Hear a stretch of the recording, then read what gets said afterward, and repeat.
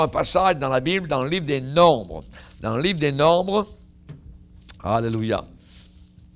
Dans le livre des Nombres, au chapitre 1er. Pardon, c'est pas les Nombres, c'est Deutéronome. Juste après les Nombres, Deutéronome. OK. Deutéronome.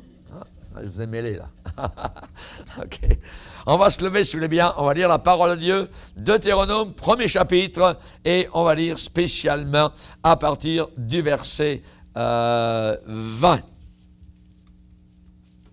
Du verset 20. Deutéronome, premier chapitre, verset 20. C'est Moïse qui parle au peuple. Et je vous dis, à ce moment-là, à l'époque, je vous dis, vous êtes arrivés à la montagne des Amoréens, que l'Éternel, notre Dieu, vous donne. Vois, l'Éternel, ton Dieu, met le pays devant toi. Monte et prends possession. Prends-en possession, comme te l'a dit l'Éternel, le Dieu de tes pères. Ne crains point et ne t'effraie point. Vous vous approchâtes tous de moi et vous dites, envoyons des hommes devant nous pour explorer le pays et pour nous faire un rapport sur le chemin par lequel nous y monterons et sur les villes où nous arriverons. Cet avis me parut bon, et je pris 12 hommes parmi vous, un homme par tribu. Ils partirent, traversèrent la montagne et arrivèrent jusqu'à la vallée d'Escol, qu'ils explorèrent. Ils prirent dans leurs mains des fruits du pays et nous les présentèrent. Ils nous firent un rapport et dirent, c'est un bon pays que l'Éternel, notre Dieu, nous donne. Mais, vous ne voulûtes point y monter, et vous fûtes rebelles à l'ordre de l'Éternel, votre Dieu. Vous murmurâtes dans vos tentes, et vous dites, c'est parce que l'Éternel nous hait, qu'il nous a fait sortir du pays d'Égypte, afin de nous livrer entre les mains des Amoréens et de nous détruire. Où monterions-nous? Nos frères nous ont fait perdre courage, en disant, c'est un peuple plus grand et de plus haute taille que nous. Ce sont des villes grandes et fortifiées jusqu'au ciel. Nous y avons même vu des enfants d'Anak. Je vous dis, ne vous épouvantez pas et n'ayez pas peur d'eux. L'Éternel, votre Dieu, qui marche devant vous, combattra lui-même pour vous, selon tout ce qu'il a fait pour vous sous vos yeux en Égypte, puis au désert, où tu as vu que l'Éternel, ton Dieu, t'a porté, comme un homme porte son fils pendant toute la route que vous avez faite jusqu'à votre arrivée en ce lieu. Malgré cela, vous n'eûtes pas confiance en l'Éternel, votre Dieu. Amen. Seigneur, nous te demandons ce soir que nous puissions comprendre le sens de ta parole, ce que le Saint-Esprit est en train de nous dire, ce qu'il nous a dit ce matin, ce qu'il nous dira ce soir. Nous te prions, Seigneur, que le clou soit enfoncé, Seigneur, que nous puissions bien comprendre, car ta parole est comme un marteau. Nous te demandons, Seigneur, que cette parole soit annoncée avec perspicacité, discernement et force.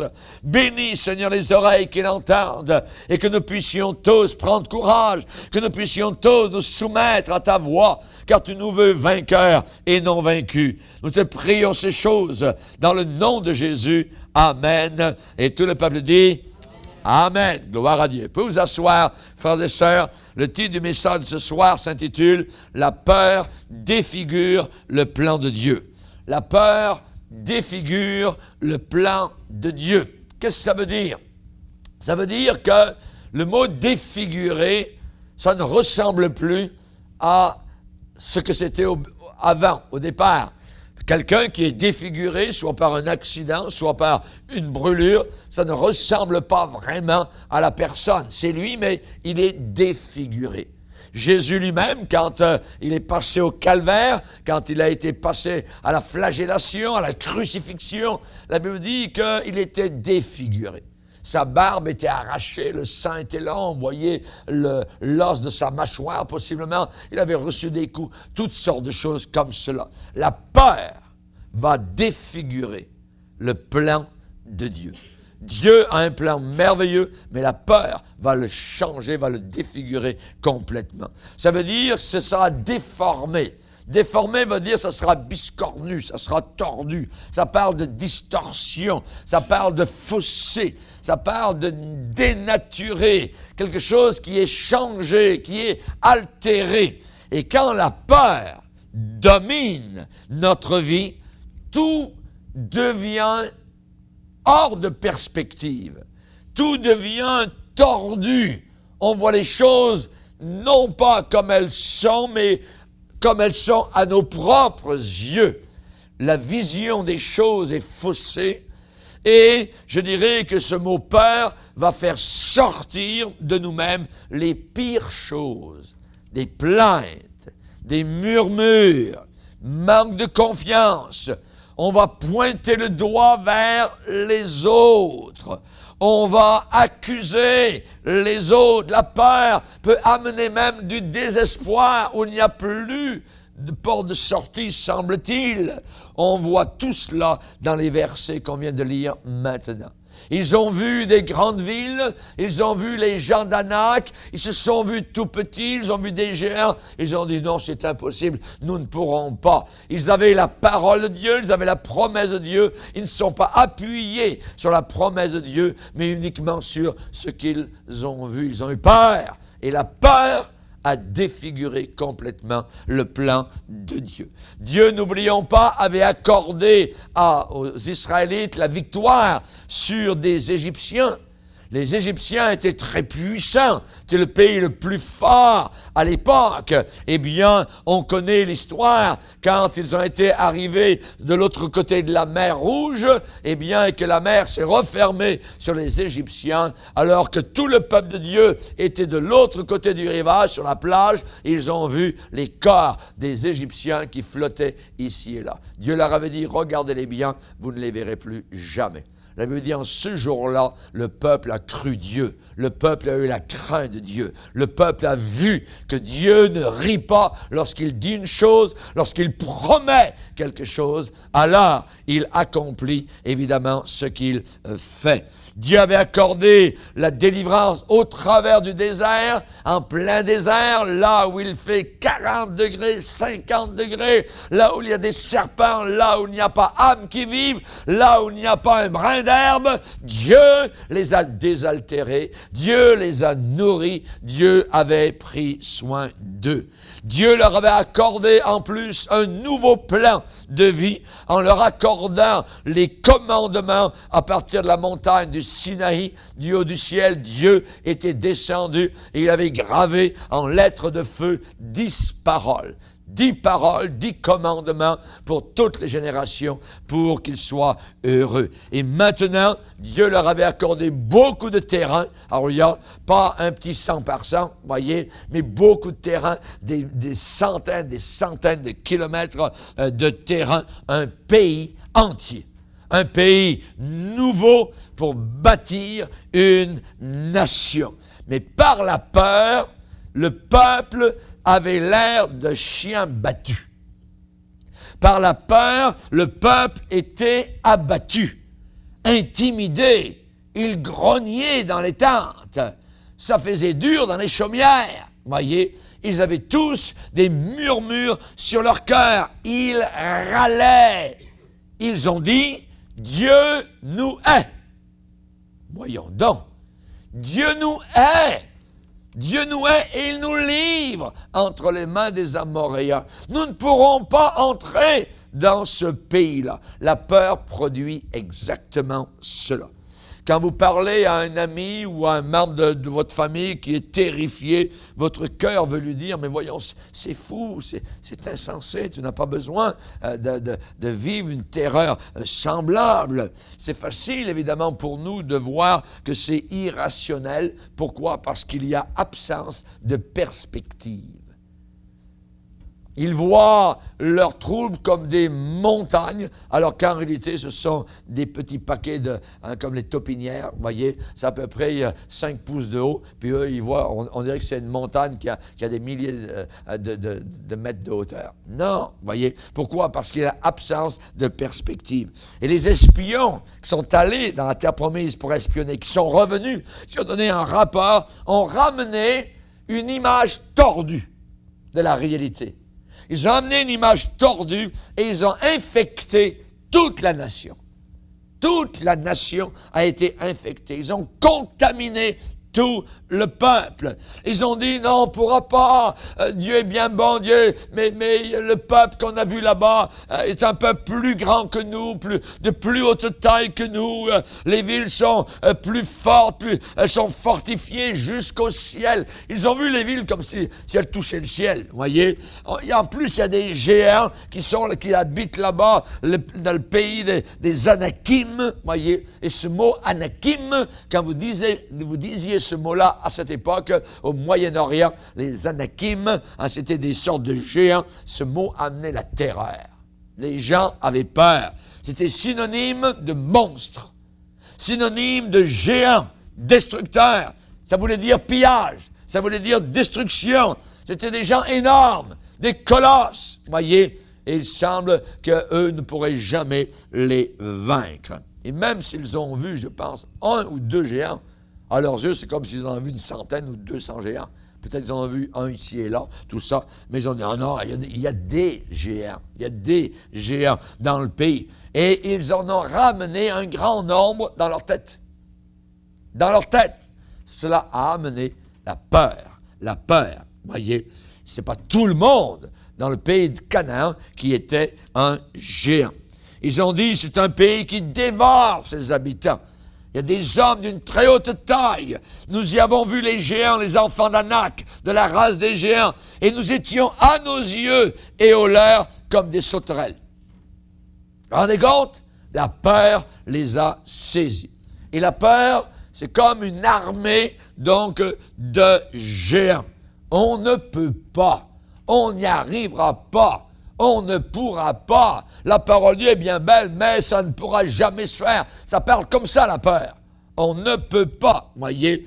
Et la peur va multiplier le chiffre 1 avec beaucoup de zéros derrière. Alors peut-être qu'il y a un problème. Soudain, vous envoyez 100, vous envoyez 1000, vous envoyez 10 000, ainsi de suite. Vous voyez, ça c'est la peur. La peur ajoute. Voyez. La peur nous rend à nos propres yeux comme des sauterelles. À nos propres yeux, comme des sauterelles. On perd de vue la promesse. Cette promesse dit, je puis tout par celui qui me fortifie. Amen.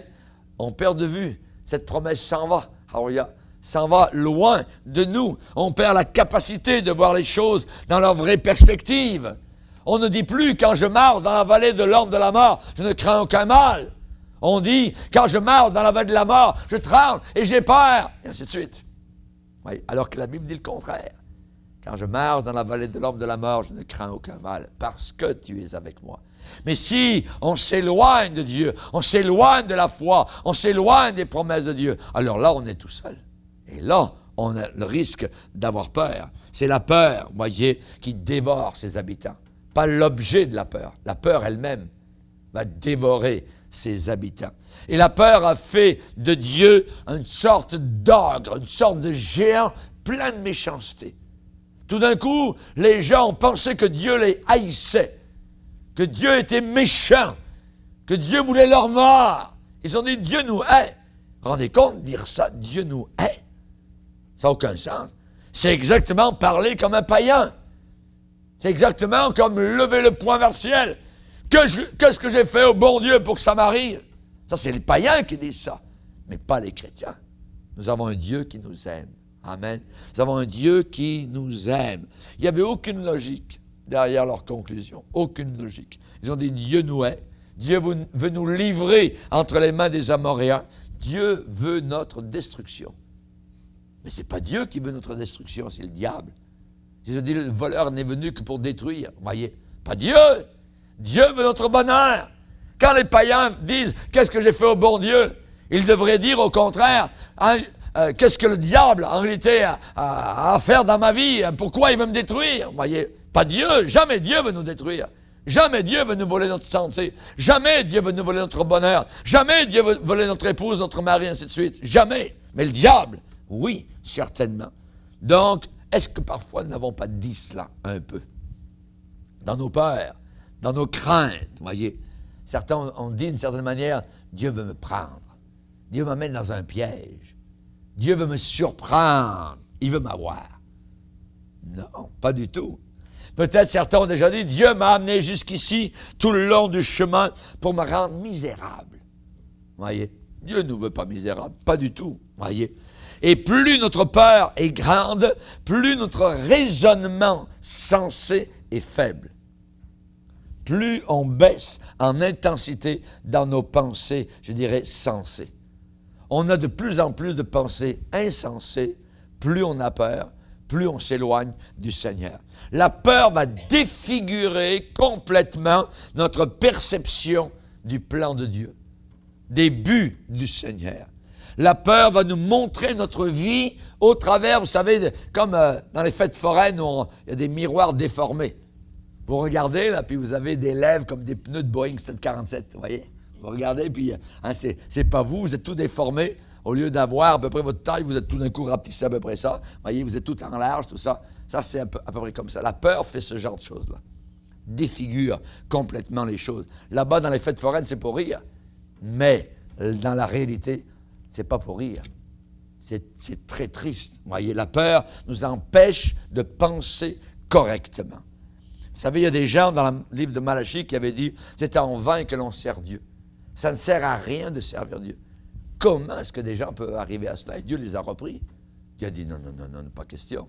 Voyez, vous ne servez pas Dieu en vain. Vous allez voir de nouveau la différence entre celui qui sert Dieu et celui qui ne le sert pas. Et nous ne devons pas servir Dieu avec tristesse, en traînant la patte.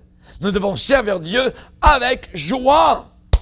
Et Dieu, justement, dans l'Ancien Testament, a dit à un endroit, parce que vous ne m'avez pas servi avec joie, vous allez me servir dans la tristesse.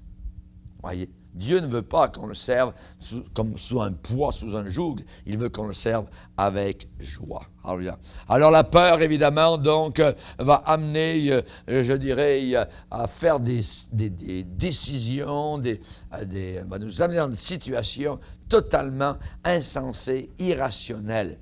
On peut même tout jeter par-dessus bord. On peut jeter complètement, je dirais, des choses dont on a besoin et soudain, pof, on envoie ça par-dessus bord, vous voyez. Mais non, et pourquoi on fait ça? Parce qu'on a peur. Vous vous rappelez le naufrage de l'apôtre Paul? Quand Paul était dans le naufrage, ils ont jeté les agrès, mais ils avaient besoin des agrès. Ils ont jeté les choses du navire, tout ça, ils en avaient besoin, ils ont jeté même la cargaison, ainsi de suite. Ils ont pensé que ça allait aider. Ça n'a rien aidé du tout. Voyez, ne jetez rien par-dessus bord, ne faites pas des actions insensées par la peur. Ne dites pas, mon destin est caché devant Dieu. Dieu ne sait pas ce qui m'arrive. Dieu ne s'occupe pas de moi, il s'occupe de chacun d'entre nous d'une façon tout à fait particulière. Amen, gloire au Seigneur. Peut-être la première chose à faire comme conseil ce soir, ça serait peut-être de confesser votre peur comme étant un péché. De confesser notre peur comme étant un péché. Un péché, c'est quelque chose qui déplaît à Dieu, quelque chose qui offense Dieu. Et là, on voit que Dieu a été offensé par ce manque, je dirais, de confiance en lui et par la peur qui les a saisis par le rapport qui a été donné. La peur est une désobéissance. Pourquoi? Parce que Dieu répète très souvent dans la parole de Dieu, ne crains pas. Nous l'avons chanté si bien ce soir. Amen.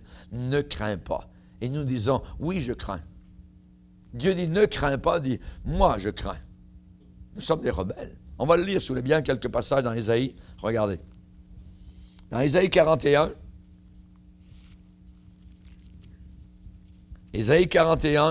le verset 10, gardez votre doigt dans le prophète Ésaïe. Ésaïe 41, verset 10, c'est Dieu qui parle. Et il dit, ne crains rien, car je suis avec toi. Ne promène pas des regards inquiets, car je suis ton Dieu. C'est un commandement. Je te fortifie, je viens à ton secours. je te soutiens de ma droite triomphante. Verset 13, car je suis l'Éternel ton Dieu qui fortifie ta droite, qui te dit, ne crains rien, je viens à ton secours. Verset 14, ne crains rien, vermisseau de Jacob, faible reste d'Israël, je viens à ton secours, dit l'Éternel.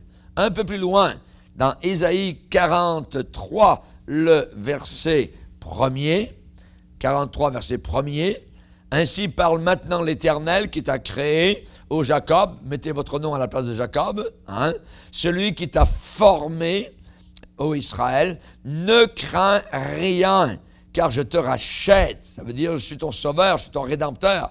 C'est moi qui ai payé le prix de ton rachat. Je t'appelle par ton nom, tu es à moi. Si tu traverses les eaux de la difficulté, je serai avec toi, et les fleuves, ils ne te submergeront pas, ainsi de suite. Verset 5, ne crains rien encore, car je suis avec toi. Voyez, ne crains rien, car je suis avec toi. Chapitre 44, un peu plus loin. 44, verset 2. Ainsi parle l'Éternel qui t'a fait, qui t'a formé de ta naissance. Celui qui est ton soutien, ne crains rien. Encore, imaginez, combien de fois Dieu va-t-il falloir qu'il dise « ne crains rien ». Chapitre 51, verset 7. 51, verset 7. Encore là, le Seigneur va dire « Écoutez-moi, vous qui connaissez la justice, peuple qui a ma loi dans ton cœur. Ne craignez pas l'opprobre des hommes et ne tremblez pas devant leurs outrages. Car la teigne les dévorera comme un vêtement et la gerce les rongera comme de la laine. Mais ma justice durera éternellement et mon salut s'étendra d'âge en âge. » Verset 12. C'est moi qui vous console. Qui es-tu pour avoir peur de l'homme mortel et du Fils de l'homme pareil à l'herbe?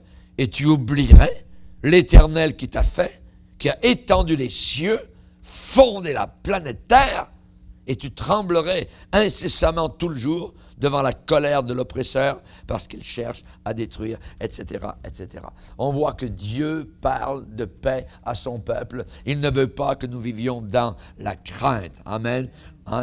Parfois, on peut penser en nous-mêmes, mais c'est quand la crainte vient, je ne peux pas, c'est impossible pour moi de prendre le commandement de mes sentiments.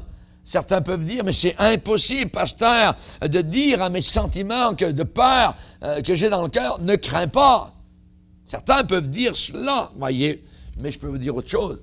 Vous pouvez commander à votre volonté d'obéir à la voix de Dieu. Comme le pasteur La Santé ce soir disait durant les chants, voyez, parfois on n'a pas envie de louer le Seigneur, puis on peut rester la bouche fermée. Mais ça prend, je dirais, de dire quelque chose en nous, de prendre le commandement de notre volonté et non pas de nos sentiments, et de dire, tu vas louer le Seigneur, tu vas adorer Dieu, tu vas ouvrir la bouche. Alléluia. Et à ce moment-là, évidemment, on va en être béni. Il y aura un retour de bénédiction parce que nous aurons pris le commandement, non pas de nos sentiments, mais de notre volonté. Amen. C'est quand le Fils prodigue a dit, je me lèverai, j'irai vers mon Père. Et il s'est levé, et c'est là que ça a été le début de sa restauration. Amen. Il ne faut pas écouter nos sentiments. Nos sentiments montent et descendent. Voyez, il faut vraiment faire un acte de volonté. Dans le psaume, David a dit, j'ai cherché l'Éternel et il m'a répondu. Il m'a délivré de toutes mes frayeurs. Il m'a délivré de toutes mes frayeurs. Il n'a pas dit qu'il n'avait pas de frayeur, il a dit j'avais des frayeurs, mais j'ai cherché l'Éternel et il m'a délivré de toutes mes frayeurs. Amen. Gloire au Seigneur, que Dieu soit béni. Là où notre volonté va, nos sentiments vont suivre. C'est la volonté qui doit commander et les sentiments seront obligés de suivre. Si nous cherchons Dieu, si nous obéissons au Seigneur, si nous demeurons dans le Seigneur, si nous méditons la merveilleuse parole du Seigneur, nous allons découvrir que nos sentiments, y compris celui de peur, va suivre très très proche derrière. Nous allons amener, je dirais, nos sentiments par notre volonté à servir Dieu, à apaiser toute la peur et toute la crainte. Amen. On va lire dans Lamentation, c'est Jérémie justement qui a parlé un verset merveilleux. Lamentation de Jérémie, chapitre 3, verset 57.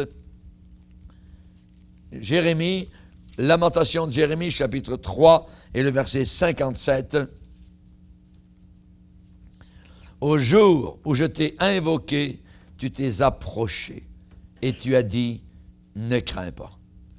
C'est merveilleux. Au jour où je t'ai invoqué, le jour où j'ai prié, le jour où j'ai plié les genoux devant Dieu, où j'ai confessé mes peurs, eh bien à ce moment-là, Seigneur, tu t'es approché. Et quand Dieu s'approche, il nous parle. Amen. Quand Dieu s'approche, il nous parle, ne reste pas muet. Et qu'est-ce qu'il nous dit? Ne crains pas. N'aie pas peur. Je suis avec toi. Amen. Alors que Dieu soit glorifié pour cela. Parfois, on ne peut pas se débarrasser de la peur sans premièrement la reconnaître. Il faut que la reconnaisse. J'ai peur. Voyez, je dois la reconnaître premièrement. Je dois me repentir. Je dis, Seigneur, aide-moi. Tu dis de ne pas avoir crainte et j'ai de la crainte. Seigneur, aide-moi. Voyez, la confesser comme étant un péché, nous devons être honnêtes devant Dieu. Être honnête devant Dieu. Seigneur, cette vieille nature que j'ai avec moi, vous voyez, que je dois marcher avec, eh bien, elle me joue des tours. Et il y a des gens qui vivent comme cela, qui passent leur vie chrétienne avec toutes sortes de peurs, tout le temps. Il y a tout le temps la peur, tout le temps la crainte de ceci et de cela. Voyez, ce que Dieu a pardonné et enlevé ne peut pas nous dominer.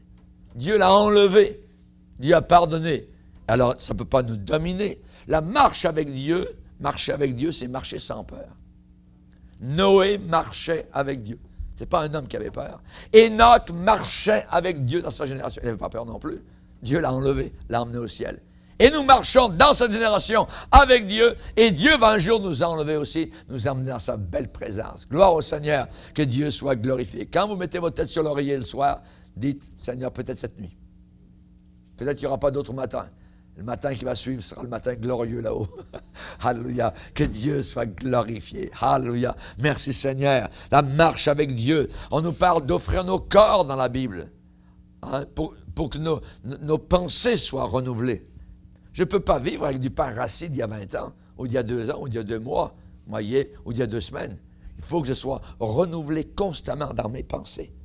Il faut que nos pensées soient continuellement rafraîchies dans le Seigneur. C'est la raison pour laquelle on nous demande d'offrir nos cœurs au Seigneur. Notre cœur, le body, doit être offert au Seigneur en sacrifice vivant. Alléluia.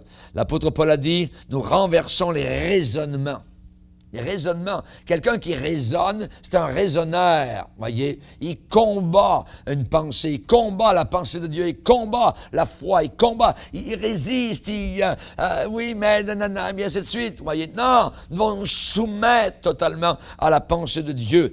Paul dit, nous renversons les raisonnements et nous amenons toute pensée captive à l'obéissance de Jésus-Christ. Amen. Pas seulement les pensées des autres, mais nos propres pensées aussi, qui peuvent être rebelles, qui peuvent s'égarer loin de la foi, qui peuvent aller dans l'incrédulité totale. Et j'aimerais vous donner un autre conseil, cultiver une relation plus proche avec Dieu. Il faut être plus proche avec Dieu. Chantons le cantique dans l'église, plus près de toi, mon Dieu, comme c'est beau, c'est vrai. Il faut s'approcher plus près du Seigneur. Amen. Toujours plus près. Josué et Caleb, parmi les 12 qui sont allés, il y en a 2 qui étaient totalement différents. Vous voyez, 2 sur 10. Quelque chose, pas beaucoup, une minorité. Et nous serons encore en minorité sur la terre, tout le temps, vous voyez. Et la Bible dit que quand Dieu a regardé ces 2 hommes, il a dit ces 2 hommes-là ont été animés d'un autre esprit. Animé de notre esprit. L'animation, ça parle de la vie. David, animé de l'esprit, a déclaré ceci et cela. Et Dieu va dire que Josué et Caleb ont été animés d'un autre esprit et ils ont pleinement suivi la voie de l'Éternel.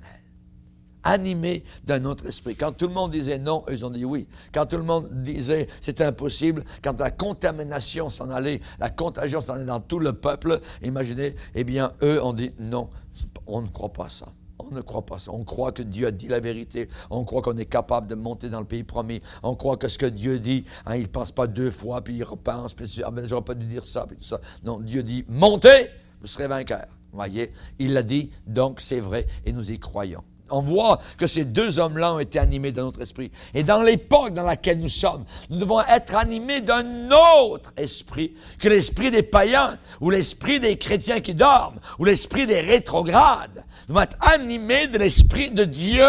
L'esprit de Dieu est toujours un esprit de foi, un esprit de service, un esprit d'amour, un esprit équilibré, sound mind. Alléluia. Gloire à Dieu.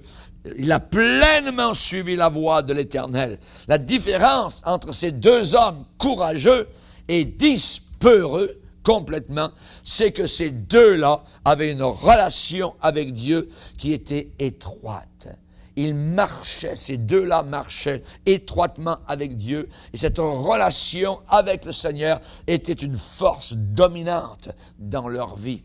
Et quand vous êtes proche du Seigneur, eh bien, plus proche que les autres, encore plus proche, à ce moment-là, vous parlez un autre langage que même dans la famille chrétienne, certains peuvent parler. Amen. Soyons plus proches. Amen. Le résultat, c'est quand vous êtes très proche de Dieu, vous n'avez pas de place pour la peur.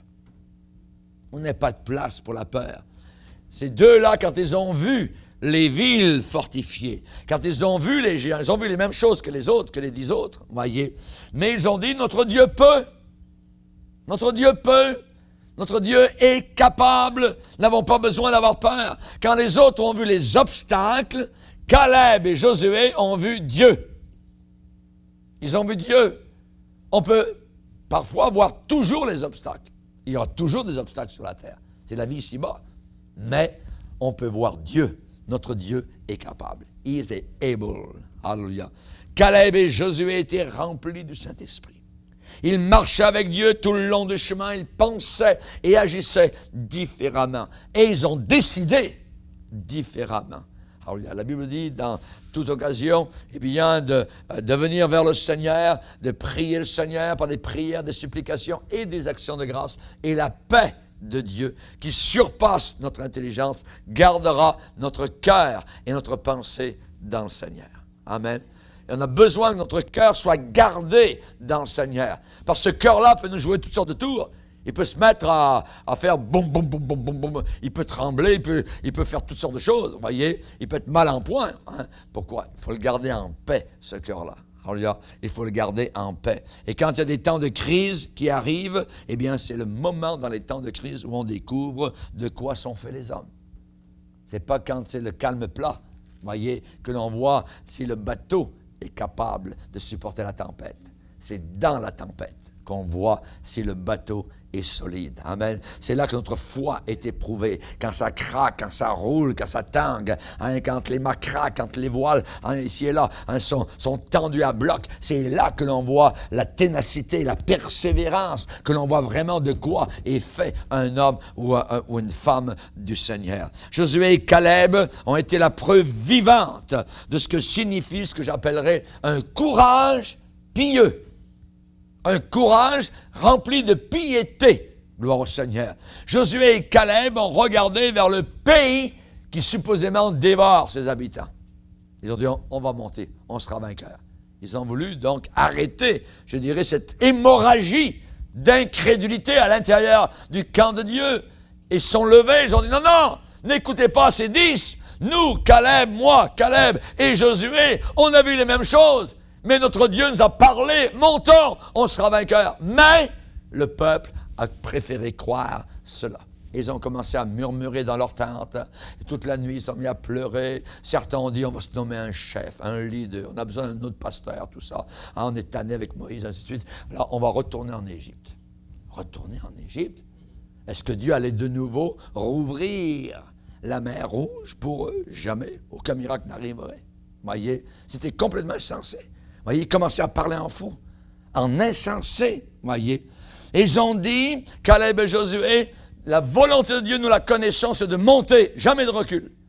Parce que Dieu a dit, vous ne retournerez plus par ce chemin-là, le pays d'Égypte. Donc, c'est de l'avant. Et ils ont dit, non, nous ne monterons pas. notre niveau de peur. On peut avoir des peurs parfois, de crainte. Ce niveau de peur est une sorte de mesure pour checker ou vérifier notre proximité de Dieu. Suis-je proche de Dieu ou suis-je loin de Dieu? Par rapport à ce niveau de peur, on peut recevoir de mauvaises nouvelles. La Bible dit dans le psaume que l'homme qui aime Dieu, qui place sa foi en Dieu, ne craint pas les mauvaises nouvelles. Ça ne veut pas dire qu'il ne reçoit pas de mauvaises nouvelles, mais il ne les craint pas. Il s'en remet entre les mains du Seigneur. Sa foi est basée sur le Seigneur. Et la vie est faite de ça, de mauvaises nouvelles, tout le temps. Mais le chrétien, il passe au travers, parce qu'il remet tout. La Bible dit, rejetez tout fardeau. Rejetez tout fardeau. Rejetez tout fardeau. Rejetez tout fardeau! Alléluia. Il y a un fardeau qui s'en vient. Rejette ce fardeau-là. Amen. Appuie-toi sur ton Seigneur et ton Dieu. Il ne craint pas les mauvaises nouvelles. Son cœur est ferme, confiant en l'Éternel. Son cœur est affermi. Il n'a pas de crainte. Abraham était l'ami de Dieu. Il y a eu beaucoup de mauvaises nouvelles. Vous voyez? Dans la famille, ça allait mal. Vous voyez? Ses fils, un jour, ont fait une descente en ville. Downtown, ils ont tué la moitié du village. Hey, le père, qu'est-ce qu'il en pense de ça? Il y a eu du trouble. Il y a eu du trouble, vous voyez. Jacob, quand son fils aîné est allé coucher avec sa première concubine, il est monté sur le lit, imaginez, de la femme de Jacob. Il y a des problèmes dans la famille, vous voyez. Mais ces gens-là ont toujours placé leur confiance dans le Seigneur. Dans le Seigneur. Est-ce que nous voyons les choses selon les dimensions humaines ou est-ce que nous voyons les choses selon les dimensions de la piété, selon l'angle que la parole de Dieu nous donne? C'est bien différent. C'est bien différent. Il ne craint pas les mauvaises nouvelles. Psaume 112, verset 6. Pourquoi? Son cœur est ferme, confiant en l'Éternel. Oui, il vient de recevoir par la poste une mauvaise nouvelle, mais son cœur est confiant dans le Seigneur. Son cœur est ferme dans le Seigneur. Il est affermi, il n'a pas de crainte. Il reçoit les mauvaises nouvelles, mais il n'a pas de crainte. C'est merveilleux. Alors, vous vous demandez comment ça se passe? C'est un miracle. C'est Dieu qui le fait. C'est le Saint-Esprit qui vous remplit. Gloire au Seigneur. Après avoir passé du temps avec le Créateur du monde et votre Sauveur, je dirais que c'est totalement impossible de sombrer dans la peur. C'est totalement... Vous ne pouvez pas sombrer dans la peur, voyez. Vous voyez au contraire, quand vous passez, je parle bien, quand la condition, vous passez du temps avec Dieu. Voyez, vous passez du temps avec votre Créateur, avec votre Sauveur, vous avez fermé la porte, vous êtes devant votre Dieu, vous le priez, vous parlez, vous pleurez devant le Seigneur, vous ouvrez la Bible, alléluia. Et ce n'est pas juste un 5 minutes, voyez, ça peut être un 5 heures devant le Seigneur. Et vous êtes là, voyez, devant sa puissance. Vous voyez sa puissance, vous voyez son amour, vous voyez sa fidélité. Vous voyez que son plan est la meilleure chose. Celui qui demeure, voyez, à l'ombre du Tout-Puissant, repose dans sa présence. Tu ne craindras pas ce que le monde craint. Que 1000 tombent à ta droite, que 10 000 tombent à ta gauche. Tu ne seras pas atteint. Ce que j'aime, c'est le pas atteint. Pas atteint par la contagion, pas atteint par l'incrédulité, pas atteint par, je dirais, la tiédeur spirituelle de la fin des temps, pas atteint par l'esprit de Laodicée, pas atteint. Pourquoi? Parce que tu restes toujours à l'ombre du Tout-Puissant. Tu es là et tu ne crains pas ce que le monde craint. Dans Ésaïe 8, Dieu va dire, ne craignez pas ce que le monde craint. Non, disons peur. Ah, bombe atomique là-bas. À un moment donné, c'était l'Iran, puis là-bas, c'était la Corée du Nord. Vous vivez plus si vous vivez si vous écoutez tout ça d'un côté et d'autre, c'est la dépression, c'est comme je disais ce matin, c'est ces Canadiens qui pensaient que une prochaine guerre mondiale est en train d'arriver, tout ça, puis ils sont allés au fond de la terre, puis pof, ils ont eu des obus dans leur cour. Vous voyez, ils fuyaient tout ça. Non, vous voyez, non. Si vous avez la crainte de Dieu, vous n'avez rien à craindre des choses de ce monde. Mais si vous n'avez pas la crainte de Dieu, alors vous avez tout à craindre. Amen. vous avez tout à craindre. Hein? Il y a Jean, l'apôtre, inspiré par le Saint-Esprit, qui a dit « La crainte n'est pas dans l'amour. L'amour parfait bannit la crainte. » Pourquoi? Parce que la crainte suppose un châtiment. Et celui qui craint n'est pas parfait dans l'amour. Celui qui craint n'est pas parfait dans l'amour. C'est une puissante vérité. C'est une très belle vérité. La crainte n'est pas dans l'amour. L'opposé, écoutez bien ce que je veux dire, l'opposé de la peur, ce n'est pas le courage. L'opposé de la peur, ce n'est pas même, je dirais, la confiance. L'opposé de la peur, c'est l'amour. C'est l'amour qui est l'opposé de la peur. Dieu ne nous a pas donné un esprit de timidité, de peur, de crainte, mais un esprit d'amour, de force. Quand vous qui avez été parents, quand le petit bébé ou l'enfant qui grandit, tout ça, peut-être il a 4-5 ans, et la nuit il se réveille, et soudain il vient dans la chambre des parents. J'ai peur papa, maman, j'ai peur. Vous voyez, peut-être que certains ont peur de l'obscurité. Je me rappelle, quand nos enfants étaient petits, ça arrivait quelquefois. Vous voyez? Alors, qu'est-ce qui se passe? Et les parents savent très bien ce que je veux dire. Vous voyez? Les parents ne courent pas tout de suite dans la chambre en disant « Hey David, hey Mélanie, hey René, sois courageux un peu. » Il a peur. On ne dit pas à l'enfant « Sois courageux. » Vous savez ce qu'on fait? Nous sommes plus tendres que cela. On prend la petite fille ou le petit garçon dans nos bras. On le prend dans nos bras. On fait un tout petit nid contre nous. Hein? Et on lui parle doucement. On lui parle avec assurance. On lui dit qu'on l'aime. Tu sais, je t'aime, papa t'aime beaucoup, maman t'aime beaucoup. Hein? Et tout va bien aller. Ça va bien aller, tu vas voir. On lui dit qu'on l'aime. On l'aide à réaliser qu'il se trouve dans un lieu de sécurité contre le parent. Voyez, contre nous. Voilà. On l'aide à réaliser que nous sommes proches de lui-même.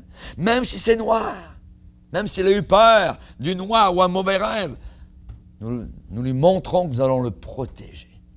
Nous sommes là pour le protéger. Et nous déversons dans cet enfant qui a peur tout l'amour que l'on peut lui donner. On t'aime. On va prier pour toi. On va chanter une petite chose, tout ça. On le cajole, on le met contre nous, voyez, pour que la peur soit bannie. Et le petit se rendort en paix. C'est ce que Dieu fait quand nous l'invoquons. C'est ce que Dieu fait quand nous l'invoquons. J'ai invoqué le Seigneur, et au jour où je t'ai invoqué, tu t'es approché. Et tu as dit, ne crains pas, je t'aime d'un amour éternel. N'aie pas peur, n'aie pas peur. Alléluia, gloire au Seigneur. Amen. Que Dieu soit béni. Dieu veut un peuple qui ait confiance en lui. Dieu nous a donné une parole merveilleuse, des promesses glorieuses, une loi magnifique. Et Isaïe va dire, et c'est un peuple qui vit dans les cavernes. C'est un peuple enchaîné, pillé, volé par le diable. Pourquoi? Parce que nous ne savons plus combien Dieu nous aime tellement. Nous ne savons plus combien Dieu nous aime tellement. Alléluia.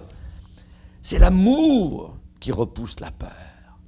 C'est l'amour qui repousse la peur. Notre Père veut nous prendre dans ses bras et dire, ne craignez pas ce que le monde craint, ne soyez pas effrayés. L'amour, c'est l'opposé de la peur. L'amour, c'est l'opposé de la peur. Comprenez au tréfonds de votre être que Dieu vous aime tellement, tellement qu'il vous entoure toujours de ses bras. Il vous environne tout le temps de ses bras. Un endroit de la parole de Dieu, il dit que nous sommes comme la prunelle de ses yeux. Vous n'allez pas vers quelqu'un pour essayer de toucher la prunelle de ses yeux. Non, la personne va reculer. Ça. Ah non, ne touchez pas. Et nous sommes les prunelles de ses yeux. Amen. Nous sommes précieux pour lui, gloire au Seigneur. Il sera toujours proche, même si la nuit est sombre. Même si la nuit est sombre, il est notre Père. Un Père qui aime tellement, qu'il a donné Jésus pour nous sauver à la croix du Calvaire. Et pas n'importe quelle mort, une mort ignoble. Quel Père plein d'amour, gloire au Seigneur. Son amour incompréhensible nous lave, nous purifie de la peur, du doute, de la colère, de l'égoïsme, du péché, tout ce que vous voulez, gloire au Seigneur. Et c'est alors, et c'est à ce moment-là, je dirais seulement, que nous pouvons lui redonner un petit peu cet amour merveilleux qu'il nous fait goûter. Nous l'aimons, va dire Jean, nous l'aimons parce qu'il nous a aimés le premier. Amen. Nous l'aimons parce qu'il nous a aimés le premier. C'est vrai qu'on aura encore des peurs.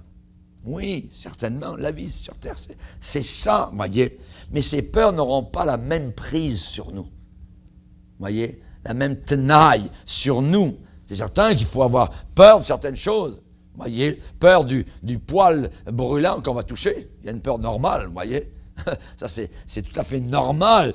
Traverser la rue en plein milieu du trafic, voyez, normalement, je devrais avoir peur de me faire renverser, quoi que ce soit. Ça, c'est tout à fait normal. Mais il y a des peurs totalement irrationnelles. Il y a des peurs complètement qui peuvent nous dominer. Et à ce moment-là, si je suis proche du Seigneur, elles ne pourront plus prendre le contrôle de notre cœur. Amen. Pourquoi? Parce que maintenant, ce corps-là est devenu la résidence du Saint-Esprit. Résidence du Saint-Esprit. La présidence est là à l'intérieur par le Saint-Esprit. Donc, soyez quelqu'un qui encourage les autres, un ambassadeur d'amour de Dieu. C'est la meilleure prescription, je dirais, pour n'importe quelle misère ici-bas sur la terre. Amen. Baissons nos têtes et prions le Seigneur. Alléluia. Seigneur, quand les enfants ont peur, ils appellent les parents. Et quand les parents ont peur, ils appellent leur Père qui est dans les cieux.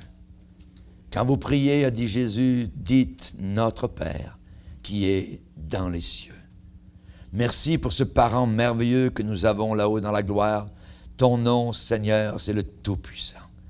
Et tu as beaucoup d'amour pour chacun de nous. Et tu réponds très rapidement. Seigneur, si notre vie est remplie de pleurs, remplie de tremblements, Seigneur, ou de craintes, ta parole nous dit, approchez-vous de Dieu, et il s'approchera de vous. Aide-nous, Seigneur, à passer plus de temps devant toi, plus de temps dans la prière, et nous allons découvrir, tu sais très bien, nous consoler. Seigneur, nous te demandons, Seigneur Jésus, que nous puissions prendre conscience que tu es celui qui a garanti notre départ et que tu es celui qui garantira notre arrivée jusqu'au bout. Aide-nous à te faire confiance, Seigneur. Tu es un Dieu merveilleux. Aide-nous à monter, à ne pas reculer, à ne pas redescendre en Égypte, mais à aller de l'avant avec Jésus-Christ et le Saint-Esprit. Amen. Et tout le peuple dit Amen. Gloire à Dieu. On va se lever ensemble, frères.